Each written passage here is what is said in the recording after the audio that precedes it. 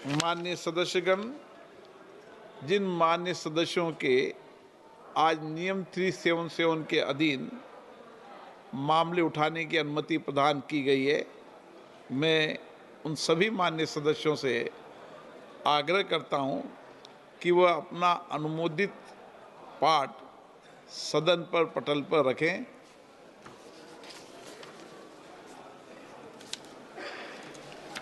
माननीय सदस्यगण, आज चुनाव सुधार जैसे अत्यंत महत्वपूर्ण एवं संवेदनशील विषय पर सदन में चर्चा हो रही है। मेरा सभी माननीय सदस्यों से आग्रह है, सदन में चर्चा संसदीय परंपराओं के अनुरूप हो, शालीन हो, सौहार्दपूर्ण हो, ताकि हम हमारे लोकतांत्रिक ढांचे को और मजबूत कर सकें। मुझे आशा है सभी माननीय सदस्य अपने सार्थक विचार रखेंगे, अनुभव रखेंगे और किस तरीके से हम चुनाव सुधार में अपना सुधार के लिए जो भी सहयोग दे सकते हैं, जो विचार व्यक्त कर सकते हैं, अपने अभिव्यक्ति को व्यक्त करेंगे। लेकिन हमारी कोशिश होनी चाहिए कि हमारी जो लोकतंत्र की संवैधानिक संस्थाएं हैं, उन पर आरोप प्रत्यारोप से हमें बचकर चुनाव सुधारों पर ही चर्चा करना चाहिए, ऐसा मेरा आग्रह है। श्री मनीष तिवारी जी। अध्यक्ष महोदय, आपका बहुत बहुत धन्यवाद कि इस अति महत्वपूर्ण चर्चा को आरंभ करने का आपने मुझे ये अवसर प्रदान किया है। भारतीय राष्ट्रीय कांग्रेस के नेतृत्व में जब स्वाधीनता का संग्राम लड़ा गया तो उसके दो बुनियादी लक्ष्य थे। सबसे पहला लक्ष्य कि भारत को आज़ाद करवाया जाए और दूसरा कि भारत को एक लोकतांत्रिक रूप के देश के रूप में परिवर्तित करके लोगों की जो आशाएं और आकांक्षाएं हैं उनके स्वरूप उन्हें सरकार बनाने का मौका दिया जाए। और जब आज़ादी की उस लौ को जो संविधान के निर्माता थे उन्होंने राष्ट्र निर्माण में उस ऊर्जा को समर्पित किया, उस ऊर्जा को मोड़ा, जो संविधान की परिवेचना में उन्होंने दो अहम बातें कही।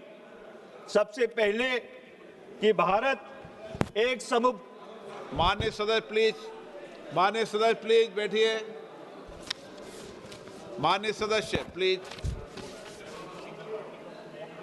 Honourable member. धन्यवाद अध्यक्ष जी। तो मैं कह रहा था कि सबसे पहले जो संविधान निर्माता थे, आपके सदस्यों को बैठे सुने आपको। कोई बात नहीं, सभी सुनेंगे।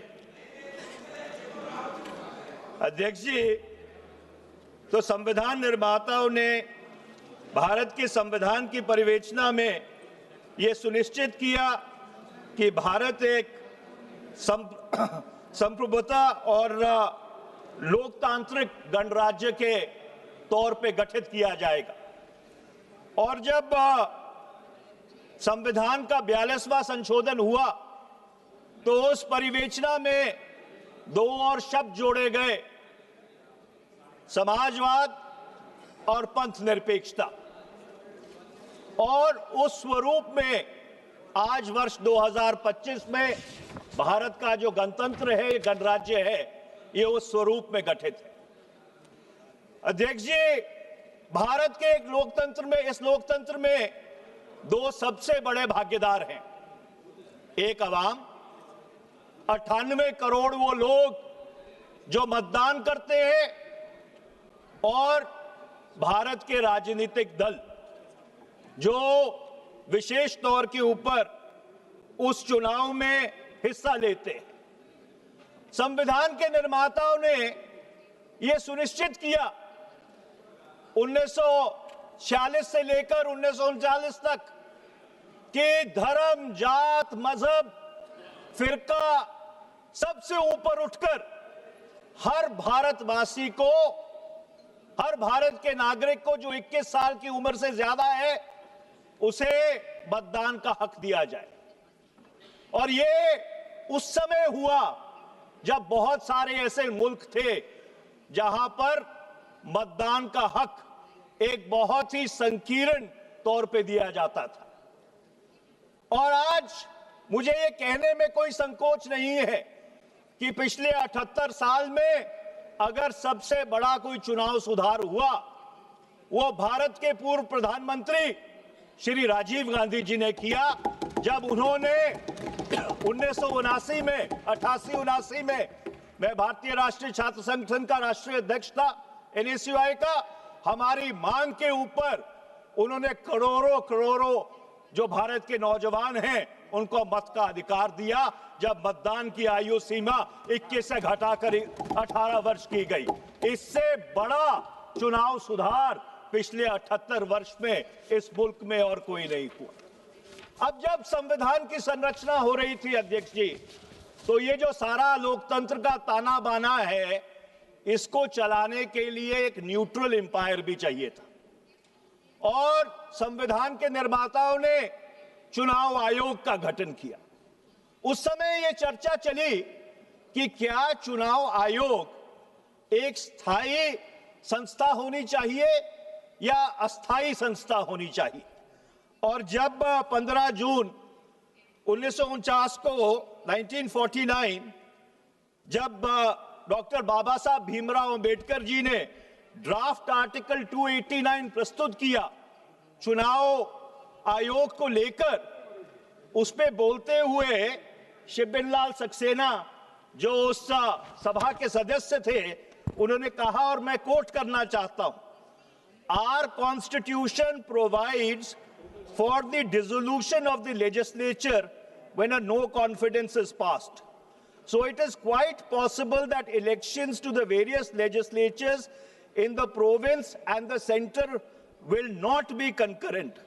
Every time some election or the other will take place somewhere, it may not be so in the very beginning or in the very 5 or 10 years, but after 10 or 12 years, at every moment, some election in some province will be going on.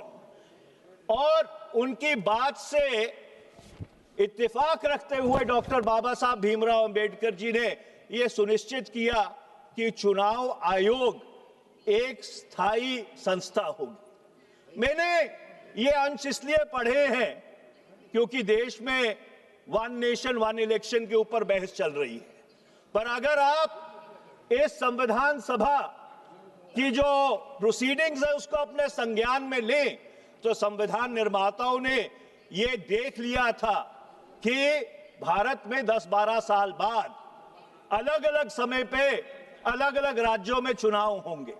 तो इससे एक बहुत बड़ा प्रश्न खड़ा होता है कि ये एक देश एक चुनाव का कोई औचित्य बचता है कि नहीं, इसके ऊपर चर्चा करने की जरूरत है। क्योंकि संविधान के जो निर्माता थे उन्होंने इसको अपने संज्ञान में लेकर ये उस समय कहा था कि इस देश में अलग अलग समय पे अलग अलग चुनाव होते रहे।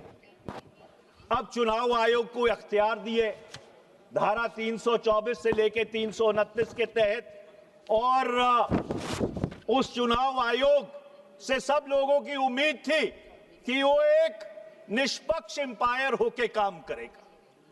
पर मुझे बहुत खेद से ये बात कहनी पड़ रही है और ये बहुत दुर्भाग्यपूर्ण बात है कि इस साइड पे बैठे बहुत सारे सदस्य और बहुत सारे इस देश में लोग ऐसे हैं जिनको चुनाव आयोग की निष्पक्षता पर आज सवालिया निशान खड़ा करने की जरूरत पड़ रही है। और अगर सबसे पहला कोई चुनाव सुधार इस देश में होना चाहिए अध्यक्ष जी, तो वो चुनाव सुधार होना चाहिए जो कानून 2023 में बना था, जो इलेक्शन कमीशन के जो सदस्य हैं उनके चयन को लेकर जो कानून बना था, जो उसकी धारा 7 है, उसकी सिलेक्शन कमेटी में माननीय प्रधानमंत्री, नेता विपक्ष लोकसभा और एक कैबिनेट मंत्री जिसको प्रधानमंत्री सुनिश्चित करते हैं,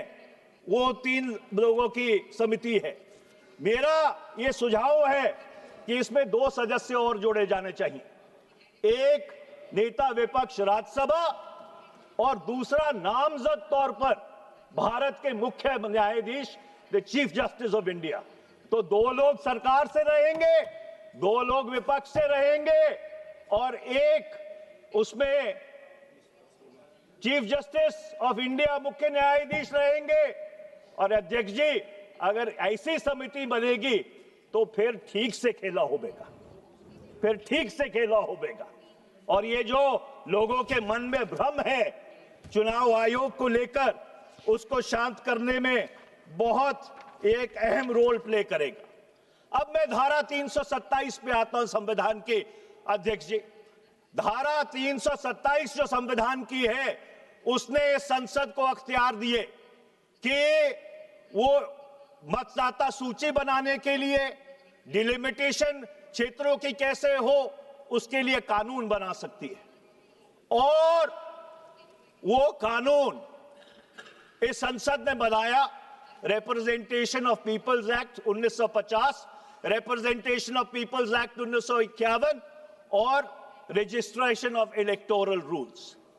और आज मैं बहुत खेद के साथ कहना चाह रहा हूं कि देश भर में एसआईआर पे चर्चा है, कई प्रदेशों में एसआईआर हो रहा है, पर मैं बहुत जिम्मेवारी से यह बात कह रहा हूं कि चुनाव आयोग के पास कानूनी तौर पर एसआईआर करवाने का कोई औचित्य नहीं है। और मैं आपको पढ़ के सुनाना चाहता हूं, जो रिप्रेजेंटेशन ऑफ पीपल्स एक्ट है 1950, उसमें चुनाव आयोग ये कहती है कि उनको जो अधिकार है वो सेक्शन 21 से मिलता है। मैं 21 पढ़ के सुनाना चाहता हूं। The electoral roll for each constituency. Mr. Speaker, sir, kindly mark the word each. Each constituency shall be prepared in the prescribed manner by reference to the qualifying date and shall come into force immediately upon its final publication in accordance with the rules made under this act. Ab wo, the said electoral roll shall, unless directed by the election commission etc., ये दूसरे प्रावधान में है।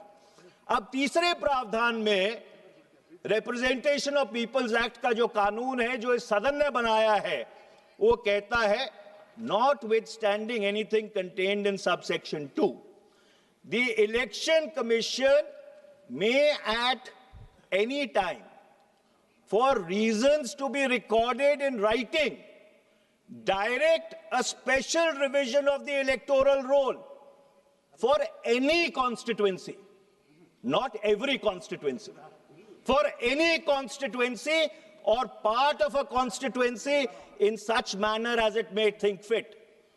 आगे कानून ये कहता है, जो इस सदन ने बनाया है, provided that subject to the other provisions of this act, the electoral roll for the constituency, एक particular constituency, as is in force at that point in time of issue of any such direction, shall continue to be in force until completion of the special revision so directed. अध्यक्ष, इसका क्या मतलब है? इसका मतलब ये है कि ना संविधान में ना कानून में स्पेशल इंटेंसिव रिवीजन का कोई प्रावधान है। ये सिर्फ एक अख्तियार चुनाव आयोग को दिया गया था कि अगर किसी क्षेत्र में कोई गड़बड़ी है इलेक्टोरल रोल के साथ, कोई मतदाता सूची ठीक नहीं है, तो उसको ठीक करने के लिए for reasons to be recorded in writing and reasons to be made public, तो ही आप एसआईआर कर सकते हैं। आप पूरे बिहार के लिए एसआईआर नहीं कर सकते, आप पूरे केरल के लिए एसआईआर नहीं कर सकते, आप पूरे पश्चिम बंगाल के लिए एसआईआर नहीं कर सकते। आप एसआईआर अगर करना चाहते हैं तो हर कॉन्स्टिट्यूएंसी में, हर चुनाव क्षेत्र में अलग अलग जो आपको खामियां लगती हैं उन खामियों को रिकॉर्ड करके इन राइटिंग उसको सार्वजनिक करके फिर आप कर सकते हैं। मैं सरकार से पूछना चाहता हूं कि कहां है वो रीजंस रिकॉर्डेड इन राइटिंग। सरकार को चुनाव आयोग से वो जो कारण है उनको अपने संज्ञान में लेकर सदन के पटल पर रखना चाहिए कि कौन सी कॉन्स्टिट्यूएंसी में, कौन सी चुनाव क्षेत्र में कहां पे गड़बड़ है, क्या कंप्लेंट चुनाव आयोग को मिली और उस कंप्लेंट के आधार पर क्या उन्होंने इंक्वायरी की और क्या इंक्वायरी करने के बाद वो अगर इस निष्कर्ष पर पहुंचे हैं कि एसआईआर एक चुनाव क्षेत्र में होना चाहिए तो उसके जो कारण है वो सार्वजनिक होने चाहिए। और दुर्भाग्यपूर्ण बात यह है कि इस बुनियादी प्रश्न के ऊपर कि चुनाव आयोग को एसआईआर कराने का अख्तियार है कि नहीं, ये दुर्भाग्यपूर्ण बात है कि अदालत में भी इसकी चर्चा नहीं हुई। ये होनी चाहिए थी। और आज मैं सरकार से मांग करना चाहता हूं कि हर संसदीय क्षेत्र, हर असेंबली क्षेत्र जहां पे एसआईआर हो रहा है उसके कारण क्या है वो सदन के पटल पे रखने चाहिए। देश को ये जानने का हक है कि ये एसआईआर किस तरह से करवाया जा रहा है। अब मैं ईवीएम्स पे आता हूं अध्यक्ष। ये जो इलेक्ट्रॉनिक वोटिंग मशीन है, लोकतंत्र एक भरोसे पे चलता है अध्यक्ष। और वो भरोसा क्या है कि जब वो 98 करोड़ लोग जाकर उस लाइन में खड़े होते हैं, 5-5, 7-7 घंटे कभी कभी धूप पे खड़े होते हैं। आप राजस्थान से आते हैं, आप जानते हैं कैसी चिलचिलाती गर्मी रहती है मई जून में। उसको यह भरोसा होना चाहिए कि जो वो वोट डाल रहा है वो सही जगह जा रहा है कि नहीं। और आज इस देश में बहुत लोगों को यह चिंता है। मैं ये नहीं कह रहा कि ईवीएम मैन्युपुलेट हो रहे हैं, मैं ये कह रहा हूं कि लोगों को इस बात की चिंता है कि ईवीएम मैन्युपुलेट हो सकते। और जब आवाम का भरोसा लोकतंत्र में टूटता है तो अराजकता फैलती है अध्यक्ष जी, अराजकता फैलती है। और इसलिए यह बहुत जरूरी है। मैंने सदन में सवाल पूछा था, किरण रिजिजू जी यहां पे है नहीं, उस समय वो कानून मंत्री थे 25 मार्च 2002 की। मैंने ये पूछा था इस सदन में, आप आसन पे थे अध्यक्ष जी, कि ये ईवीएम का सोर्स कोड किसके पास है। ये ईवीएम का जो सोर्स कोड है ये क्या उन कंपनियों के पास है जो ईवीएम बनाती हैं कि ये चुनाव आयोग के पास है? Who has the source code of these EVMs? I did not receive an answer that day. I have not received an answer till now. और मैं आज आपके माध्यम से पूछना चाहता हूं कि सरकार को चुनाव आयोग से यह बात पूछकर हम लोगों को बतानी चाहिए कि क्या उसका सोर्स कोड जो मदरबोर्ड प्रोग्राम होता है वो उनके पास है कि उन कंपनियों के पास है जो ये मशीनें बनाते हैं। और मैं अध्यक्ष जी बहुत जिम्मेदारी से यह बात कह रहा हूं कि इसका ये जो लोगों में आशंका है इसको हल करने के दो ही तरीके हैं। या तो 100% वीवीपैट की काउंटिंग हो, 100% वीवीपैट की काउंटिंग हो, और या जो उससे बढ़िया सलूशन है कि हमको पेपर बैलेट पे वापस चला जाना चाहिए। बहुत सारे ऐसे मुल्क थे जिन्होंने ईवीएम का प्रयोग किया था, जापान, जर्मनी, अमेरिका, जहां पे ये आजाद हुए थे, वो सारे पेपर बैलेट पे वापस क्यों चले गए? क्या कारण था कि वो पेपर बैलेट पे चले गए? वो कारण ये था that after all the EVM is a machine and any machine can be manipulated। और मैं अध्यक्ष जी एक बात कहना चाहता हूं कि अगर ईवीएम में सब कुछ ठीक है, सब कुछ बिल्कुल पारदर्शित है, everything is coaster, everything is above board. 6 प्रदेशों में चुनाव होने जा रहे हैं, केरल, तमिलनाडु, पश्चिम बंगाल, असम, पुडुचेरी। पेपर बैलेट पे करा लीजिए ना चुनाव, दूध का दूध, पानी का पानी हो जाएगा। देखिए, चुनाव आयोग को तो चुनाव करवाना है, चुनाव आयोग को तो चुनाव करवाना है। चुनाव आयोग को क्या फर्क पड़ता है ईवीएम से हो या पेपर बैलेट से हो। चलो अगर 3-4 दिन लग भी गए गिनती में, लोगों का भरोसा जो भारत की लोकतांत्रिक व्यवस्था है, जो भारत की बुनियाद है, जिस लोकतंत्र के बारे में हम दुनिया में गूंज गूंज के कहते हैं कि हम भारत देश के सबसे बड़ा लोकतंत्र है, उसकी विश्वसनीयता वापस आ जाएगी। अध्यक्ष जी, आज ये जो प्रश्न चिन्ह ईवीएम्स ने हमारे लोकतंत्र पर लगाया है, ये सबसे बड़ा जो सवालिया निशान है। अब मैं अगली बात पे आता हूं अध्यक्ष जी। ये जो सरकारी पैसे का दुरुपयोग होना शुरू हो गया है कि चुनाव आया, चुनाव से पहले आपने लोगों के खातों में कैश ट्रांसफर करने शुरू कर दिए। ये कैसा लोकतंत्र है? ये कैसा लोकतंत्र है कि चुनाव से 15 दिन पहले, 20 दिन पहले, महीना पहले, 2 महीने पहले आप लोगों के खातों में पैसे डालने शुरू कर देते हैं। अच्छा, और मैं इसलिए ये चिंता का विषय है, लोकतंत्र के साथ जो तो खिलवाड़ होता है भारत के राजस्व के साथ बहुत बड़ा खिलवाड़ होता है।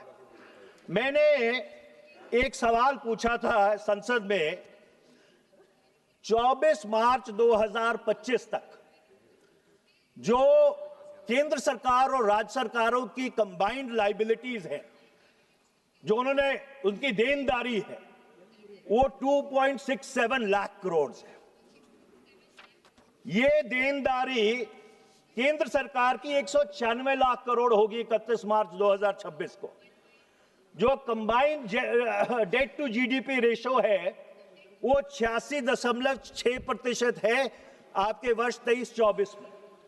18 में से 28 राज्य ऐसे हैं जिनका डेट टू जीडीपी रेशो 30% से ज्यादा है।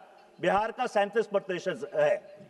मैं अध्यक्ष जी ये प्रस्ताव करना चाहता हूं कि आर्टिकल 292 और 93 के तहत इस संसद को अख्तियार है कि वो जो बोरोइंग लिमिट्स हैं, केंद्र सरकार की भी और राज्य सरकार की भी, दोनों की बोरोइंग लिमिट्स फिक्स कर सकता है।